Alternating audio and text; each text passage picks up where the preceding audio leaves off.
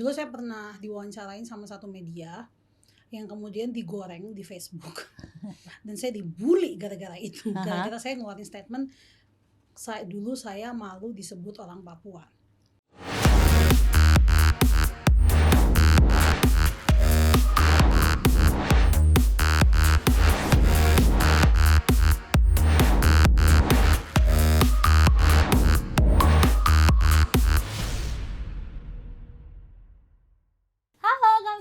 Saya Putri Nere dan kita bertemu di Putri Cek Ombak, sebuah segmen baru tentunya di YouTube channel Cendrawasih Karsa Media. Di sini kita akan ngobrol santai tentang perjalanan mimpi dari anak-anak timur, mulai dari dunia lifestyle, entertainment, community, hingga business insight. Dan dari cerita ini kita akan melihat bagaimana sepak terjang mereka di berbagai industri yang ada di Indonesia. Dan episode pertama kita kali ini, saya kedatangan tamu yang sangat spesial. Saya punya adik perempuan Papua yang begitu membanggakan. Tong sering kerja sama bareng. Dan dia dikenal dengan suaranya yang powerful. Sampai dijuluki Uranium Voice. Pasti sudah tahu ya. Inilah dia, Noella Mikelia. Tepuk tangan semuanya. Kita punya 1.000 penonton ya di sini ya. 1.000 penonton banget, benar banget. Adekku, halo kakak Q. Welcome di Putri Cek Ombak. Putri Cek Ombak. Yeay. Thank you ya sudah menyempatkan hadir ini di saya merasa podcast. merasa I feel honor loh. Saya jadi bintang tamu pertama ya. Yes, ya? bintang tamu pertama. Betul sekali. Puji Tuhan ya. Semuanya baik, waktunya juga oke. Jadi kita bisa berkumpul di sini. Yes. Oke, sebelum kita ngobrol lagi lebih jauh, untuk mengawali perdana kita, mau tahu dulu nih, gimana sih sekarang Noe, ombaknya lagi sedangkah, lagi beratkah, atau justru ringan-ringan aja ombaknya? Tapi sambil ngopi dulu kayaknya boleh ya? Boleh, biar tambah enak kan deh. Boleh. Kita ngopi dulu. Boleh. Oke. Jadi ini ombak kehidupan gitu ya? Yes, ombak kehidupan. Menarik. Ombaknya lagi apa ya? Mungkin lagi deras. Lagi deras. Lagi deras. Ombak deras tuh bagaimana? Ombak deras bagaimana? Makanya saya udah bingung juga, ombak deras tuh bagaimana? Kan ombak besar. Iya. Kan kalau ombak tenang tuh kayaknya hidup lagi slow living gitu ya. Slow living. Tapi kalau ombak besar itu kan mungkin hidupnya lagi dar-der-dor. Dar-der-dor. Iya, lagi dar-der-dor begitu. Jadi Kapune tahu lah, cuman mungkin teman-teman yang nonton belum tahu kalau hari ini selain saya sebagai seorang penyanyi, saya juga sebagai seorang staff full timer di gereja saya. Yes, dia pelayanan dan juga. Saya juga seorang mahasiswa. Yes, sama kita ya, Dek. Iya. Mahasiswa. Dan itu lumayan dar-der. Betul, dar-der. I feel you. Yes. Ya. Jadi tahu lah ya gimana fasenya harus tak ya toh Dek. Betul. Tapi satu sisi juga I need rest ya kan, butuh me time juga. That's why kita bilang ombaknya dar-der-dor, ombak besar. Ombak besar. Tapi pastinya Adek menikmati toh, enjoy toh. Ya biasa kan kalau ombak besar dipakai buat surfing kan. Yes. Jadi walaupun ombak besar kita bisa rasanya karena ombaknya lagi besar justru malah saya merasa malah hari ini saya lagi menuju ke puncak potensi yang mungkin Tuhan siapin buat saya gitu. Yes. Karena saya tuh tidak pernah membayangkan dalam hidup saya kalau saya punya passion selain nyanyi. Dulu saya pikir hidup saya hanya untuk nyanyi. Sampai 2024 tiba-tiba saya kuliah psychological counseling. Psikologi loh, itu luar biasa banget ya kan. Psikologi harus memahami berbagai macam karakter orang ya kan. Memahami diri sendiri aja susah tuh Dek. Apalagi harus memahami orang gitu kan. Itu tahun 2024. Ya, jadi waktu 2024 saya kuliah konseling. Dulu sih seperti terjebak rasanya, tetapi ternyata setelah dijalani, ternyata saya sangat suka dunia ini. Bahkan saya passionate sama dunia ini. Ternyata saya punya passion selain nyanyi yaitu ini ya. Untuk dunia saya bisa mengenali orang dan saya bisa membantu hidup orang lewat. Iya sih betul counseling. banget. Dia memang suka banget kalau ngobrol sama Noe itu memang enak banget karena you are good listener for me. Ya. Ah. Jadi memang ya it's your Oh, passion I thank think ya kan, you. cocok. Makanya kita nantikan berarti Noe akan jadi seorang psikolog berarti ya, Dek? Lebih tepatnya konselor terapan. Oh, oke. Siap. Mm. Kita nantikan ya, Dek ya. Iya, tahun Pokoknya depan guys. tahun depan guys. Iya, saya So udah semester excited. 6. Oh, 8 semester berarti ya, Dek? Iya, 8 semester. Oke. Kan ini S1 ya. Oh. Ibu ingat kan dulu saya di DO ya kan, Bu? Ibu kan tahu Itu cerita perjalanannya saya. Noella ya, Iya. sebelum menjadi seorang Noella yang sekarang Iya. penyanyi di DO ya kan. Betul, Oke. dulu kan saya di DO. Jadi ini kayak dapat kesempatan kedua dari Tuhan. Terus saya kuliah lagi. Terus ya itu ya, ternyata Tuhan kasih dalam hidup saya, nggak cuman saya sebagai seorang penyanyi, tapi saya sebagai juga orang yang punya hati banyak untuk Tuhan. Jadi saya banyak pelayanan di gereja, saya banyak melayani di gereja, dan juga Tuhan kasih juga untuk saya bisa membantu jiwa-jiwa orang ya melalui konseling ini gitu. Jadi kenapa saya bilang ombaknya besar ya, karena secara tadi Kak Pune tahu banget secara waktu kayaknya 24 jam kurang gitu kan, apalagi kurang. Semester ini saya harus magang gitu kan, 90 jam ke masyarakat Wow, gitu kan. magang ya. Iya, plus lagi udah pasti masih nyanyi, saya baru keluarin single baru, saya full timer di gereja. Wah, kayaknya gitu, waktu kurang terus, tidur kurang terus gitu ya. Tapi ya bersyukurnya itu di banyak sisi aspek hidup saya yang dar-der, tapi anehnya saya bisa sangat enjoy semua aspek hidup saya. Yes. Tapi sebenarnya Dek, boleh nggak sih diceritain ke kita sedikit? Orang kan taunya oke, Noella yang dar-der-dor yang sekarang penyanyi dan juga sekarang ada kuliah gitu ya. Tapi sebenarnya the real Noella itu gimana sih sebetulnya? Pertanyaan yang bagus. Coba saya nanya deh, Kak Pune kenal saya hampir 13 tahun loh. Kak Pune kenal saya dari saya oh iya betul. Idol loh. Kita betul-betul banyak kerjaan bareng ya, Dek iya ya. Iya loh.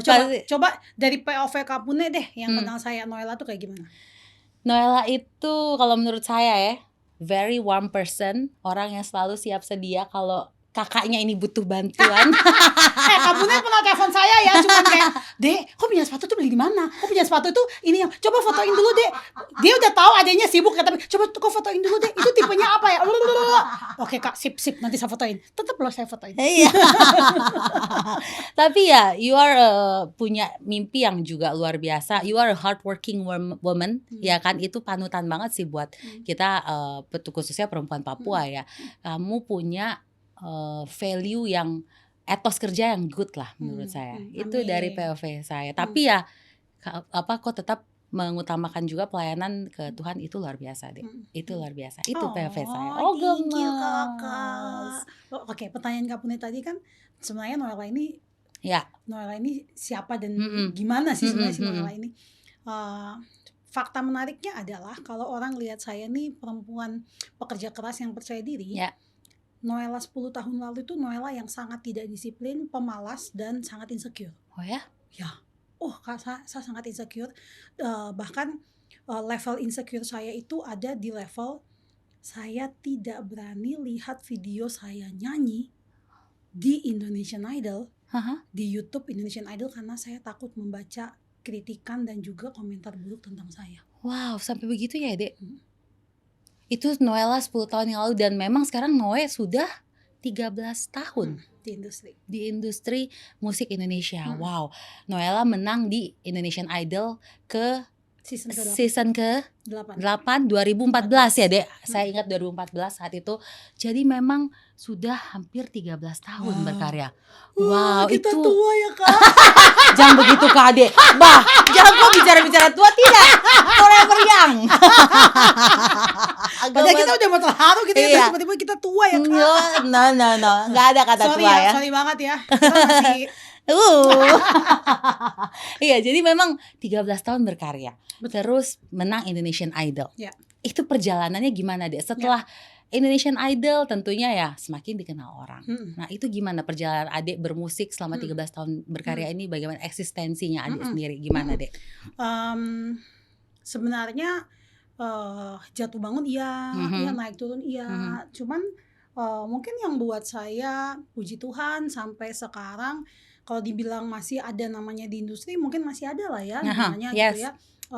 kenapa saya bilang masih ada, ya sampai hari ini saya masih dipercaya, masih ada manggung, ya masih dipercaya juga kerja sama dengan beberapa brand gitu ya.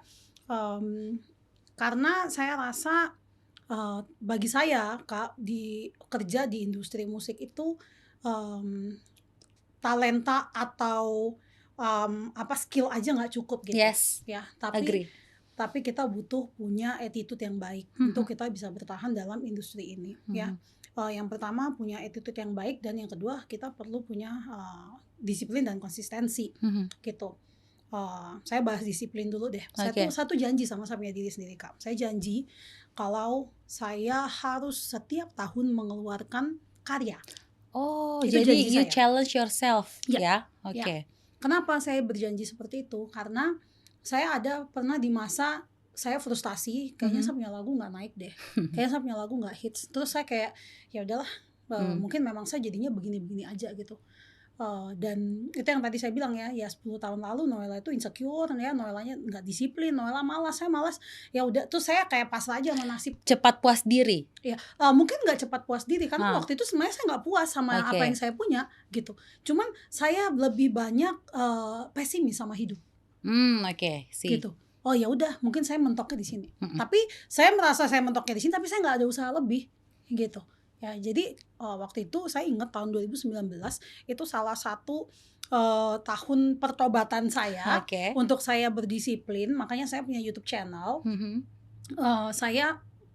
Saya challenge diri saya, Noella yang pemalas, kamu harus produktif, kamu harus dan tepat sesudah itu pandemi kan. Jadi walaupun kamu nggak mungkin lagi kerjaannya lagi turun, karyamu lagi turun, tapi kamu gimana caranya kamu bisa tetap berkarya dan kamu bisa tetap memproduksikan sesuatu hal yang walaupun kamu lagi nggak punya kerjaan gitu. Nah, jadilah saya buat YouTube channel saya waktu itu. Nah, berjalannya waktu, saya pikir sebenarnya apa sih tujuannya kita punya karya itu.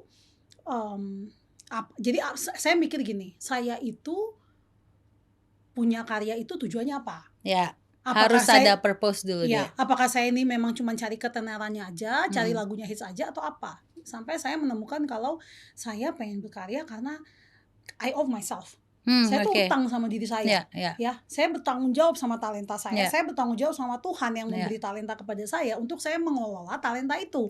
Dengan cara saya harus terus berkarya.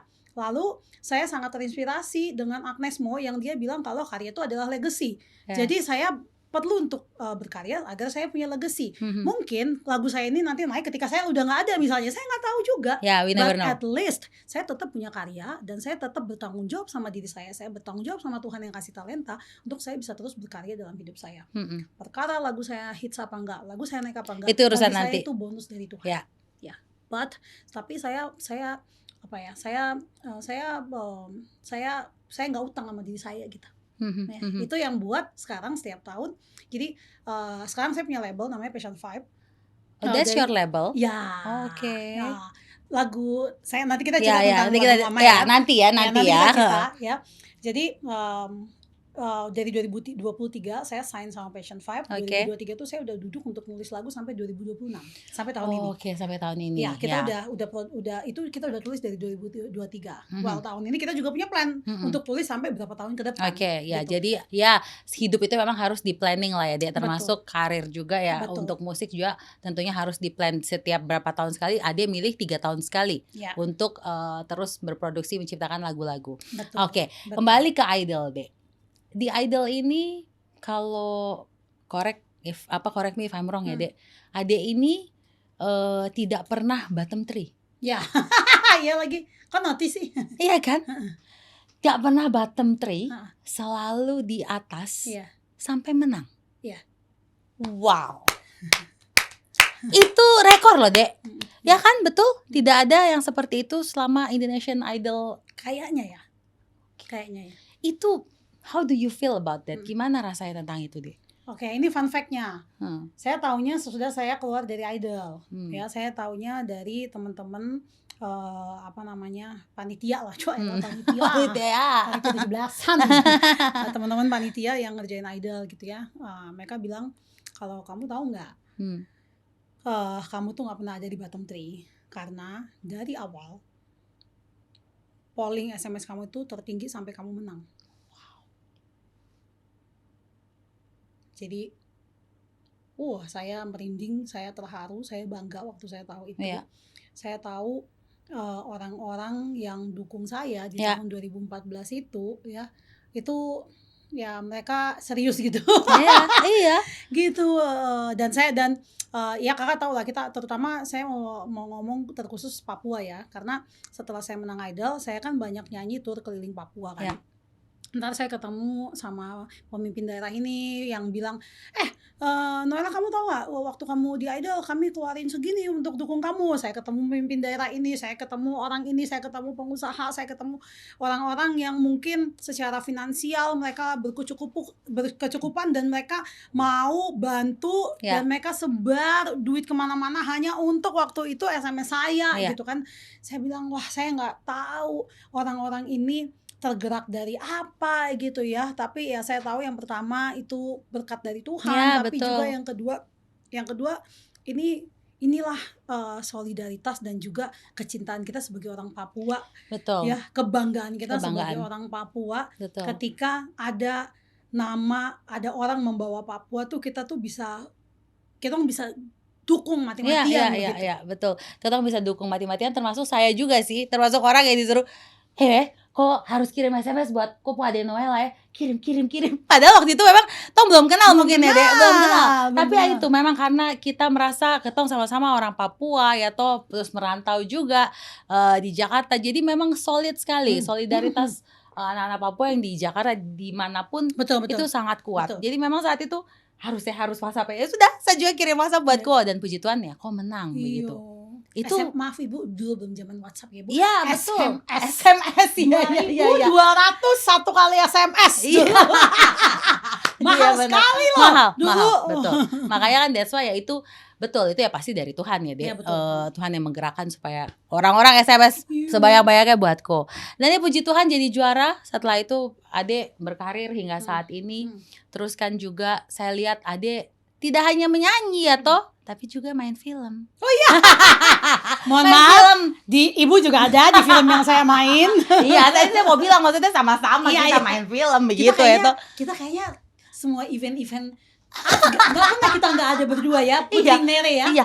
Satu paket. Putri Nere, Noella Michelia itu satu paket di semua event-event besar di Indonesia Raya ini. Kadang-kadang begitu. Kadang-kadang kalau mereka tanya, penyanyi siapa? Sudah Noella saja.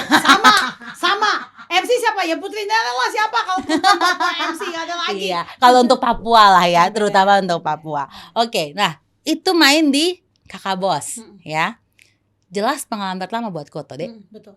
How do you feel? Gimana perasaanmu? Kenapa akhirnya saya mau main film ini? Saya tuh sebenarnya dari dulu sudah dapat tawaran banyak film. Ya. Cuman waktu premier Kakak Bos saya ceritakan Kak, cuman memang jodohnya tuh ya si Kakak Bos ini. Ya, karena yang lalu-lalu selalu kendalanya jadwal. Ya Kakak tahu lah jadwal. Ibu sibuk sih. Ibu sibuk sih ya. Sekarang apalagi ya Bu? Sibuk kuliah.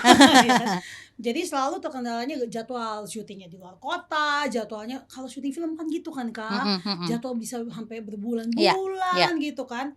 Persiapannya juga belum gitu kan. Terus waktu Kakak Bos yang pertama, waktu saya Kak Ari telepon saya, Kak Ari sudah cerita semua tentang cerita filmnya. Waktu saya dengar cerita filmnya saya bilang itu value-nya yang pertama sangat menyentuh hati saya.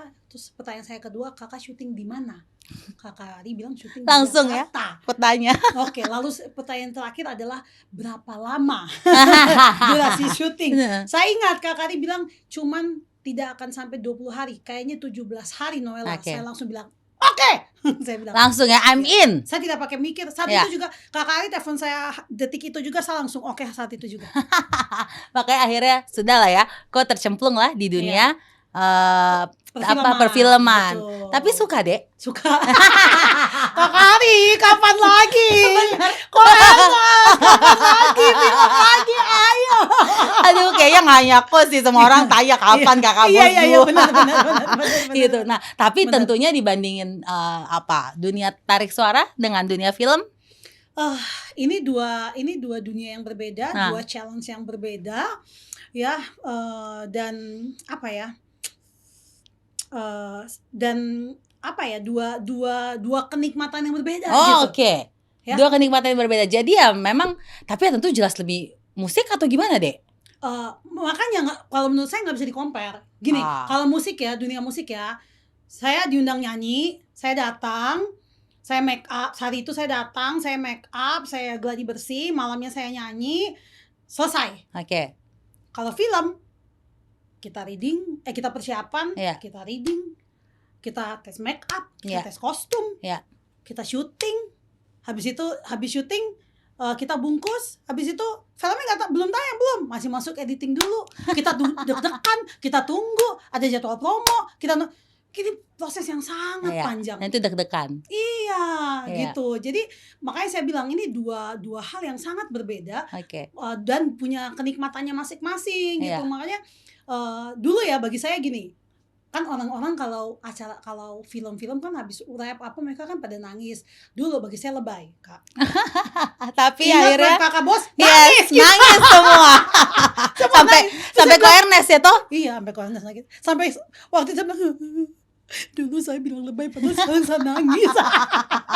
Ya karena ya itu ya maksudnya karena proses yang panjang kayaknya itu jadi lebih meaningful, lebih berarti dan jadi sebuah pengalaman yang berharga banget kalau buat saya. Oke, Gitu. berarti kalau misalnya ada tawaran film lagi? Mau dong. Mau dong ya tuh, dengar tuh ya. Mau. Para produser film di luar sana Mau. siapa tahu ya Mau. butuh Mau. peran-peran seperti Noella, bisa hubungi Mau. Noella. Fun fact-nya sudah Kakak Bos ada yang nawarin. Oh, iya. Oh, ternyata ya, Iya. benar langsung ada yang Iya. nawarin ya. Oke, kita kembali ke musik lagi ya, Dek ya. Ade ini selalu membawa identitasnya sebagai orang Papua.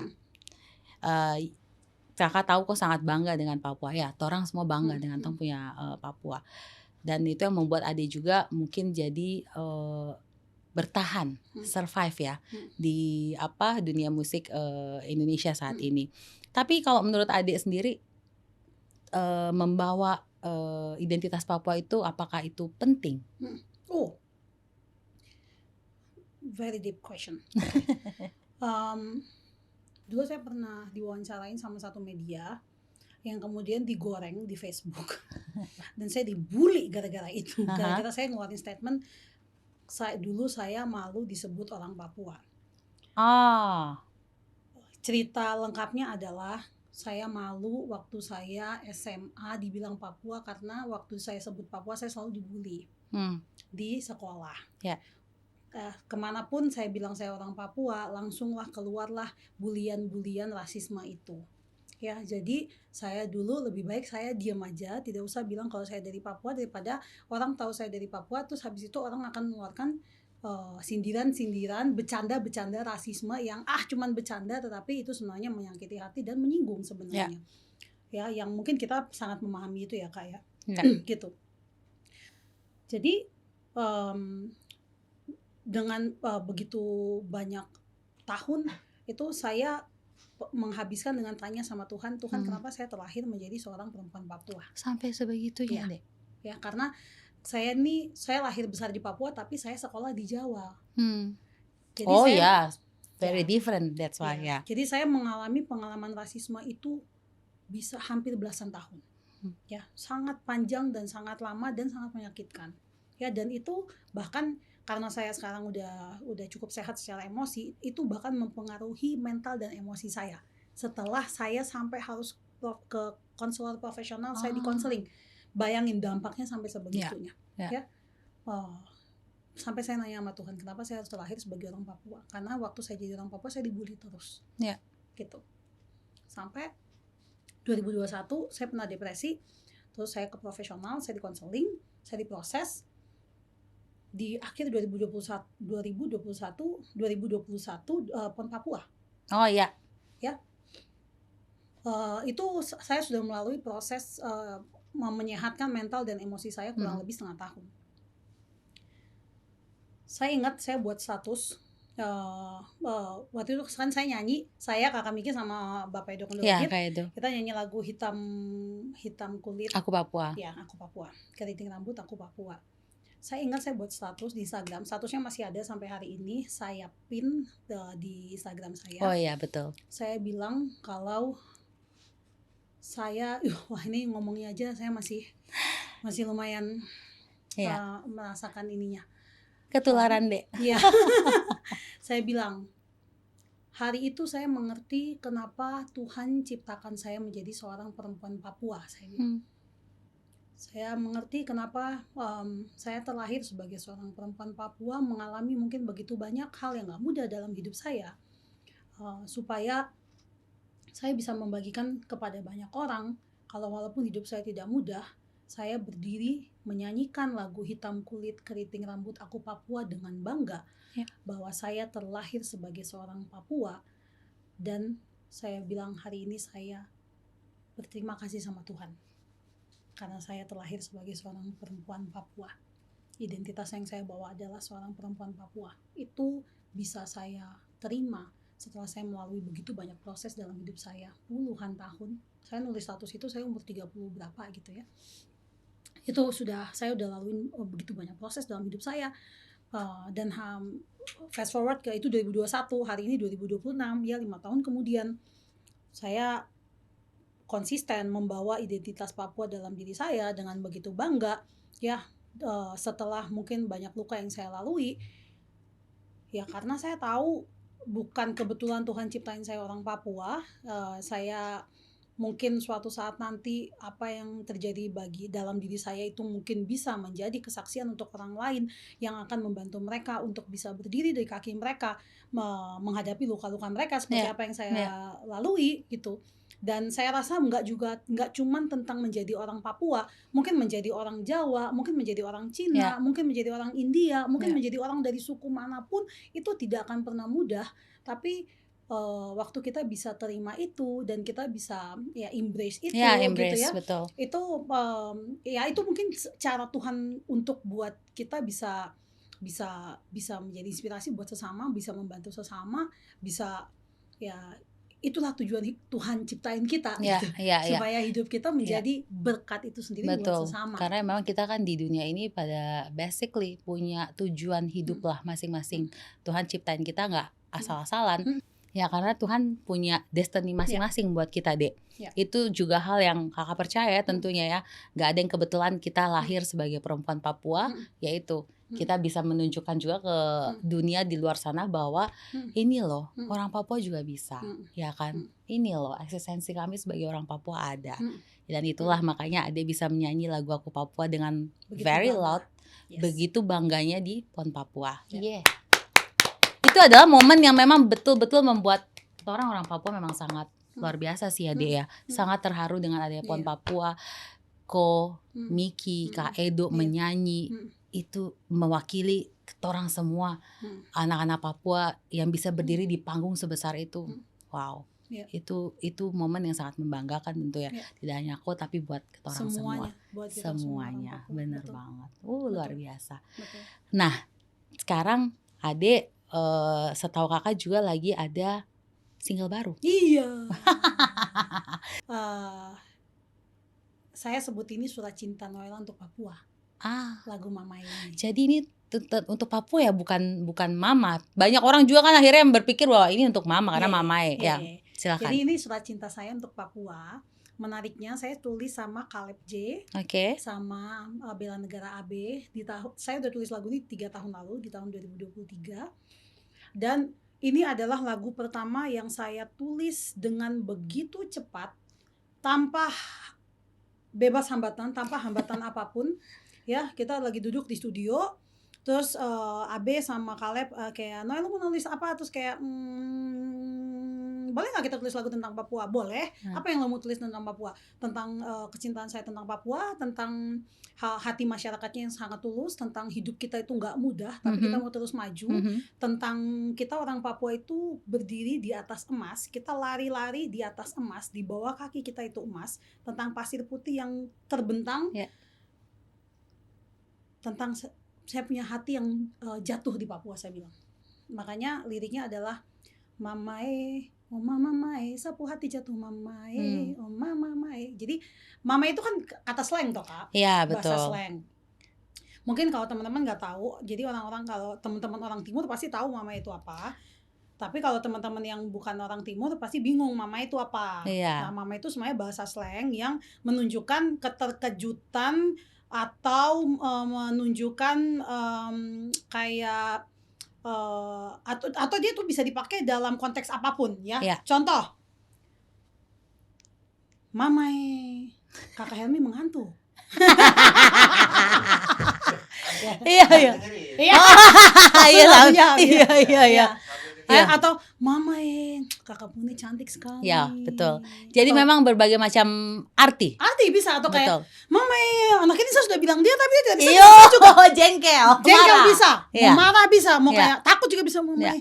Aduh, sakit sekali gitu. Iyo, Jadi betul. dalam semua area itu mama itu bisa dipakai. Mm-mm. Nah, waktu itu saya cerita sama temen yang nulis sama saya, Kaleb sama Abe. Jadi maksudnya adalah mamae hati saya tuh saya punya hati tuh jatuh di Papua Ya, gitu, ya. sama keindahannya, sama masyarakatnya yang hatinya tulus, Ya. sama hidup kami yang nggak mudah tapi orang-orang ini mau berjuang gitu. Sama I thank God for my Papua. Saya udah bilang kayak saya mengucap syukur kalau saya ini orang Papua gitu kan. Ya. Jadi sebenarnya mama itu ya itu surat cinta saya untuk Papua gitu. Oke.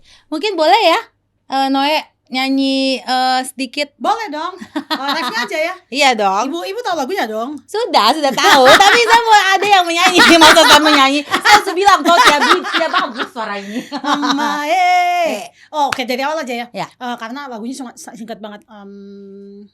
Ini aja part yang saya paling suka.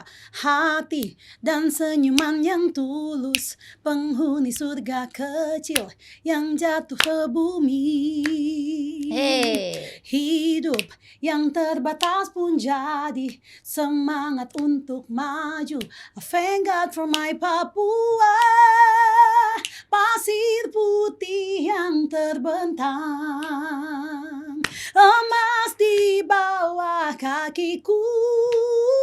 Kam pasti telah bisa, kam pasti telah sanggup lepas dari pesona indahnya Papua. Mamae, oh mamae, sapu hati jatuh mamae, oh mamae. Semuanya. Mamae, Ayo Helmi Tohi. Mamae, sapu hati jatuh mamae, oh mamae. Mamae. Jadi sekarang sudah keluar ya, Sudah Dek? rilis lagunya? Sudah rilis ya. Oke, pastinya bisa didengarkan di semua digital platform. Oke, digital platform. Yes, Mamae, luar biasa. Adek, berarti kan tadi bicara tentang lagu Mamae. Tong juga tahu sekarang lagu timur itu lagi mendunia. Amin. Bahkan sampai ke Amerika gitu ya, Afrika itu lagu timur mendunia sekali. Nah, kalau menurut Adek sendiri lagu timur ini prospeknya bagaimana sih? Saya ya kalau dibilang prospek udah pasti hari ini aja udah mendunia kan. Ya. Tapi apakah pernah terpikirkan sebelumnya sama Noe? Kalau saya sih udah feeling Kak. Okay. Udah feeling. Ya, saya dari 5 tahunan yang lalu saya udah banyak ngomong soal ini. Kalau kayak musik timur itu ya kayak dari dulu ini kita ngomong dari zaman poco-poco ya Kak. Ya, poco-poco itu Kakak tahu, kita ke Amerika aja, orang Indonesia di Amerika masih putar poco-poco gitu ya. Betul. Terus habis era poco-poco kita punya Gemu Famire. Iya, Gemu Famire. Ya, saya nyanyi di Amerika juga masih bawain Gemu Famire itu, ya. gitu ya. Sajojo ya? Apalagi ya. Sajojo gitu ya. Ya, terus sekarang Tabola Bale. Betul lah, muncul Tabola Bale lah ya, ngapain repot ya. Gitu ya. Dari dulu saya udah tahu kalau musik timur ini udah pasti akan sangat besar dan akan kemana-mana gitu. Tinggal tunggu waktunya saja. Tunggu waktunya aja. Dan hari inilah istilahnya pecah gitu. Iya. Apa tapi yang membuat musik timur itu sangat kuat begitu ya, easy listening juga, itu apa yang membuat musik itu begitu kuat kalau menurut mungkin kalau kita compare sama salah satu budaya dan musik yang kuat di dunia tuh musik Latin ya. Mereka kan punya budaya yang kuat, mereka punya karena budaya yang kuat ini akhirnya mendunia gitu kan. Orang-orang Latin kan orang yang suka dengerin musik sambil joget Ya, gitu. sama lah. Itu kan hal yang kita lakukan di Iyo, Papua gitu betul. kan. Mau kok punya anak umur 1 tahun yang ulang tahun, kok punya bapak mama yang party. Betul, Kan begitu. Itu kan betul. kita di Papua. Betul. Mau ini adalah arisan keluarga, kocok arisan habis itu kita tetap goyang Betul. begitu kan.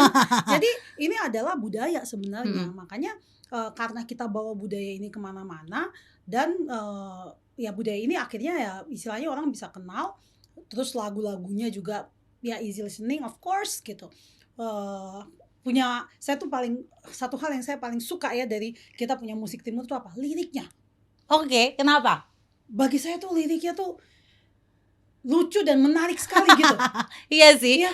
gampang ya easy listening tentu, tapi juga lucu, betul. Catchy gitu. Catchy, Catchy betul. banget gitu. Kayak ada lagu timur judulnya Kau Stop Lemon Lemon Sa. Dari awal kau bilang kau cinta Sa, tapi terus tiba-tiba kau sudah tidak cinta Sa lagi gitu kan. Kayak hal kayak gitu dia jadiin lagu gitu betul. kan. Kayak ngapain repot tuh juga kayak ya intinya kau mau tidak, kalau kau mau kita bisa honeymoon di Inggris, di Paris, di Jerman gitu loh. Gak usah dibikin repot, Iya, gitu aja repot. Gitu. Kayak bagi saya anak-anak adik-adik kita di timur tuh sangat kreativitas tingkat tinggi gitu. Mereka bisa buat lirik yang Ya. dari istilahnya ini masalah ngapain kok repot aja jadi lagu yang viral gitu Betul, kan. viral banget. Jadi karena anaknya kreatif, kita punya adik-adik yang kreatif, kita punya budaya yang luar biasa, kita punya beat yang enak banget, kita punya musik. Dulu kan tantangannya apa? Tantangannya adalah karena di Papua dulu kan masih sentralisasi ya, semuanya harus di Jakarta gitu ya, baru jadi.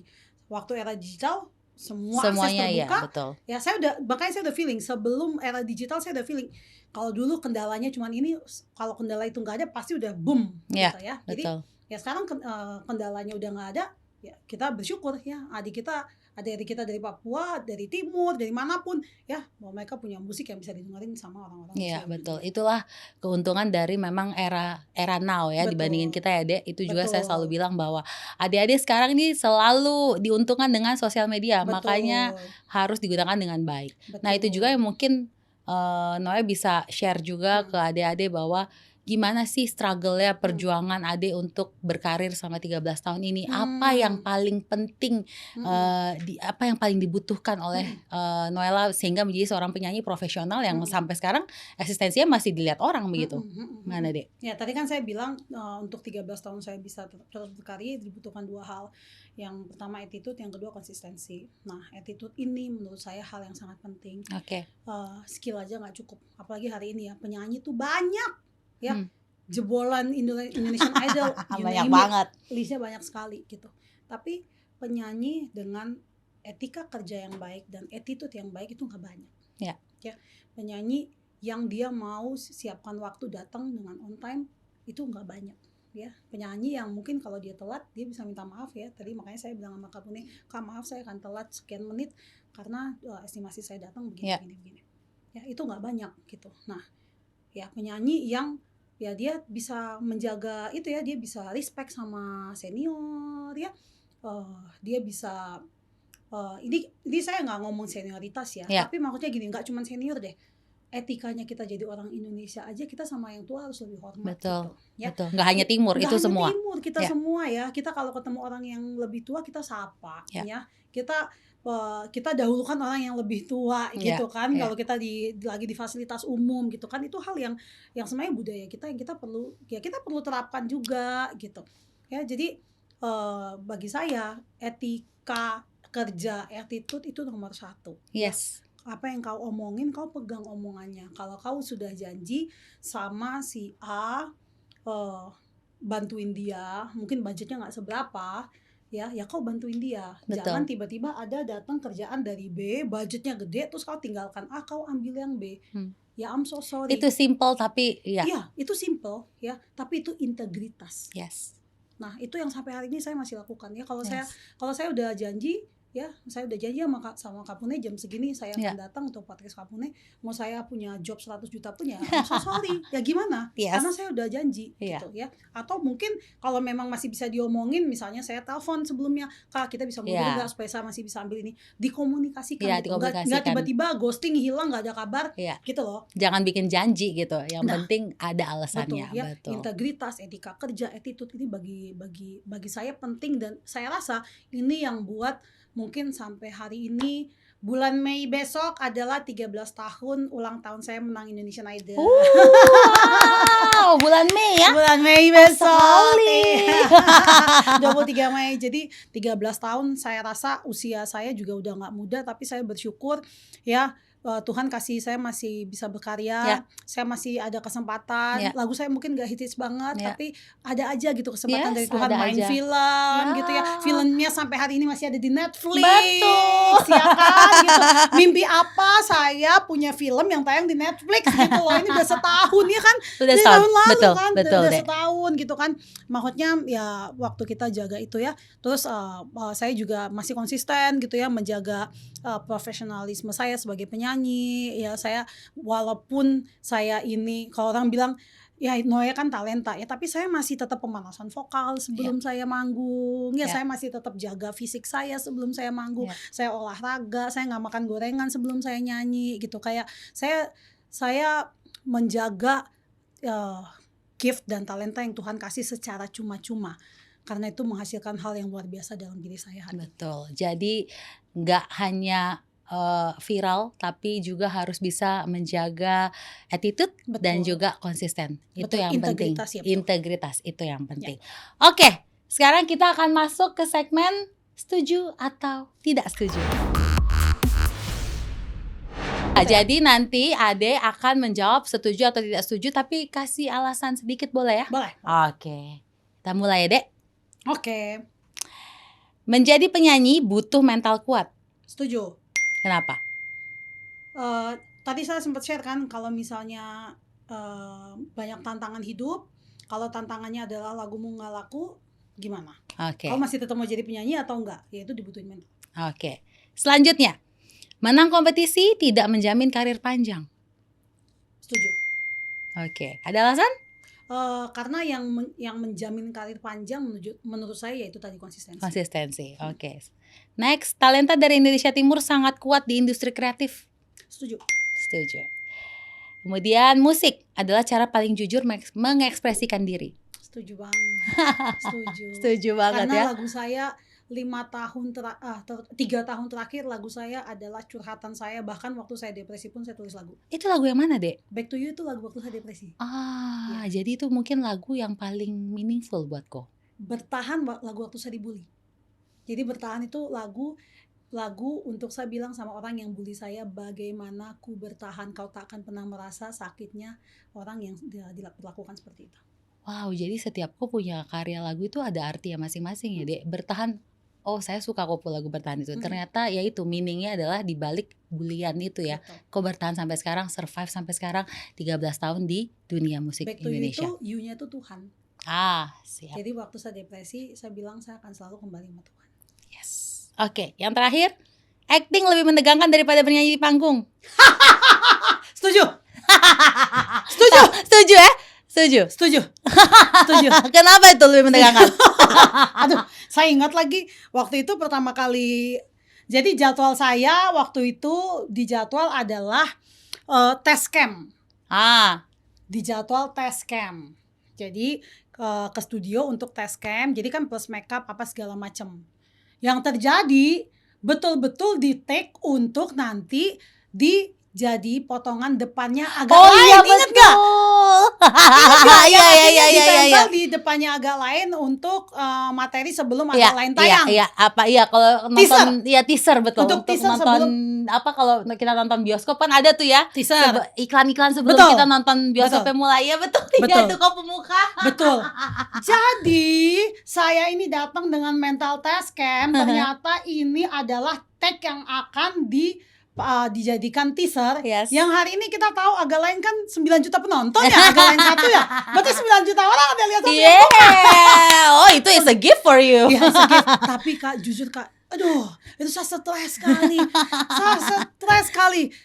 Waktu saya lihat saya punya muka dulu, itu sebenarnya kan waktu itu kan muka ketakutan kakak bos Iya, datang kan. iya, iya. Wah, kalau sebenarnya nih, Ya. ini fun fact-nya itu kayaknya muka saya stres karena itu adalah tag pertama saya. Oh, gemes. Jadi memang sangat menegangkan. Tapi hasilnya bagus. Puji Tuhan. Oh, puji Tuhan. Kita tepuk tangan buat Noella Mikelia. Adek, untuk menutup sesi podcast Putri Cek Ombak kali ini, mungkin Ade boleh kasih harapan untuk kita punya Papua bagaimana, dan juga mungkin kasih semangat buat adik-adik di luar sana yang ingin berkarir di dunia musik, dunia entertain Indonesia. Silakan Ade. Oke.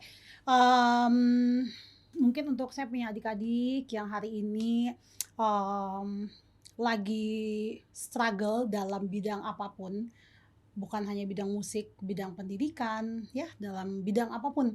Ya, mungkin adik-adik yang dengar podcast kita ini adalah adik-adik yang lagi kuliah di UK mungkin, atau lagi kuliah di Amerika, yang hari ini kalian mungkin homesick, jauh dari orang tua, ya, atau kalian mungkin kesulitan ekonomi, atau kalian nggak tahu bahkan mimpi kalian seperti apa, atau kalian lagi buntu gitu ya. Saya mau bilang kalau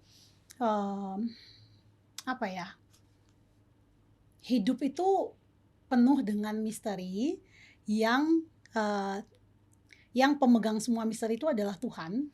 Yang Tuhan tuh punya cara yang sangat misterius untuk bawa kita kemana gitu. Ya, hari ini kalau saya bisa duduk bersama dengan kakak Putri Nere, ya, yang juga seorang perempuan yang sangat inspiratif di depan adik-adik semua, percayalah kami melalui begitu banyak masa yang tidak mudah juga. Kami melalui banyak masa pintu banyak tertutup.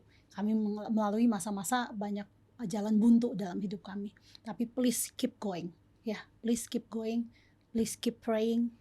Teruslah berusaha, teruslah semangat. Kalau kalian butuh bantuan, please cari bantuan. Ya, karena saya lagi belajar tentang mental health, please cari bantuan. Kalau kalian butuh profesional, please cari profesional, mau konselor, psikolog, apapun itu, ya, please get help. Tapi please keep going, ya, karena kita tidak pernah tahu 1 tahun dari sekarang, 5 tahun dari sekarang, 10 tahun dari sekarang, Tuhan akan bawa kalian kemana. Mungkin kalian the next Indonesian Idol, I don't know. Yes, we don't know. Betul sekali.